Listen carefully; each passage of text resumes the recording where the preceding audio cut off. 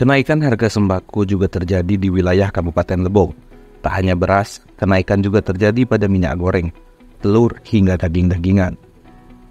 Bahkan Kamis pagi jajaran Bakil Bupati Lebong dan Kodim 0409 Rejang Lebong memantau langsung aktivitas jual beli warga di pasar tradisional Muara Aman di Kecamatan Amen. Dalam pemantauan ini, Pemkab mendapati kenaikan harga yang dinilai masih pada tahap wajar. Kenaikan ini diantaranya pada beras yang dijual dengan harga Rp230.000 per kaleng atau sekitar Rp14.500 per kilogramnya.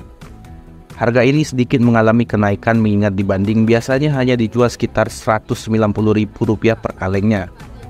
Hal serupa juga terjadi pada telur, yakni dipatok Rp50.000 per karpet, sedangkan pada hari biasanya dijual di antara Rp48.000 per karpetnya. Menanggapi hal itu, Wakil Bupati Lebong Farrozi menjanjikan pemerintah daerah akan menggelar operasi pasar guna menjaga stabilitas dan menurunkan kembali harga bahan pokok di Kabupaten Lebong.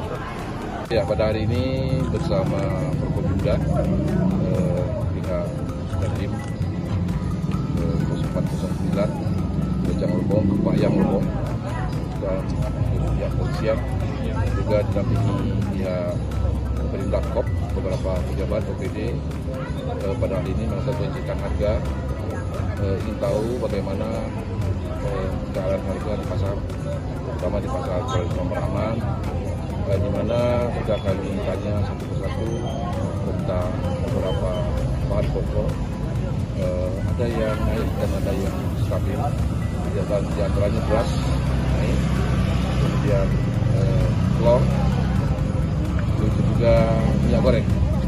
Nah, dalam kesempatan juga kami sampaikan bahwa apa yang kami temui, kami akan mencari langkah-langkah apa yang harus diambil oleh pihak pemerintah Lebong untuk menstabilkan. Dari lokasi, Ega Saputra, Lebong TV melaporkan.